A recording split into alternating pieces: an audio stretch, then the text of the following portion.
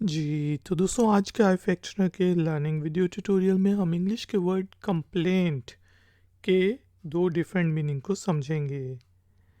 हम देखेंगे कि कंप्लेंट को हम एज अ नाउन कैसे यूज़ करते हैं।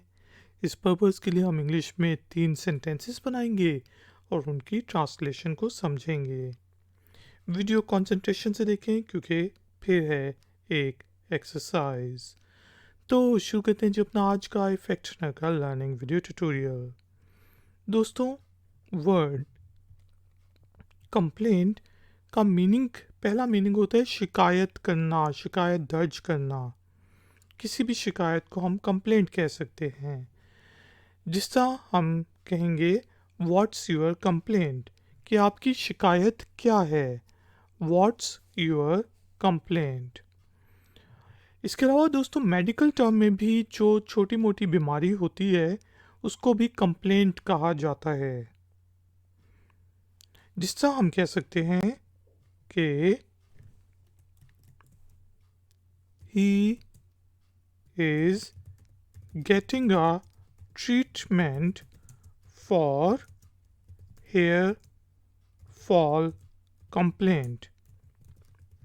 किसी के बाल गिर रहे हैं तो हम कहते हैं कि वो उन बालों के गिरने, बालों के झड़ने की कंप्लेंट की वजह से ट्रीटमेंट ले रहा है। वो बालों के झड़ने की कंप्लेंट के लिए इलाज ले रहा है, करवा रहा है।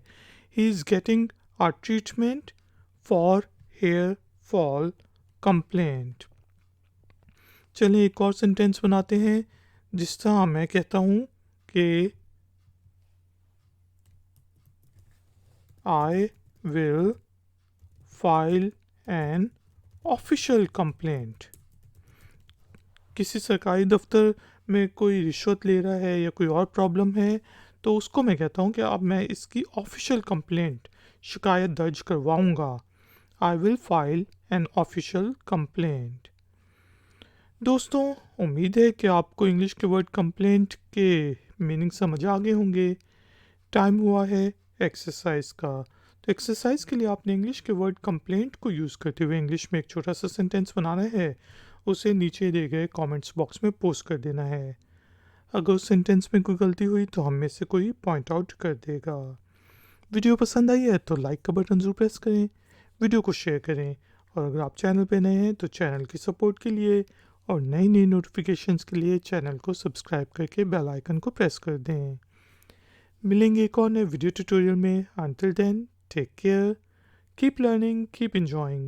Good day.